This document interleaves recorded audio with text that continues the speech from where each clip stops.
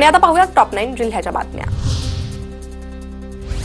हवाई दलाचे महाराष्ट्रातील पहिले संग्रहालय नागपुरात काल मेंटेनन्स कमांडचे air officer commanding in chief air marshal Vijay Kumar Garg यांच्या हस्ते संग्रहालयाचं उद्घाटन। देशातील पहिला एआय युक्त जिल्हा होण्याचा मान सिंधुदुर्ग जिल्ह्याला मिळणार। 1 मे रोजी एआय जिल्ह्याची घोषणा होणार। छत्रपती संभाजीनगर शहर पाणीपुरवठा योजनेचं काम संथ गतीनं संपूर्ण कामाचा रोडमॅप सादर करा। मुंबई उच्च न्यायालयाचे जीव्हीपीआर कंपनीला निर्देश।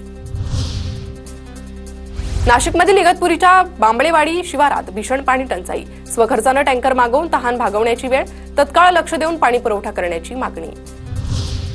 3 दिवसांपासून बीडमधील तापमानात वाढ। उन्हाचा पारा 43 अंशावर। उकड्यानं लोक हैराण।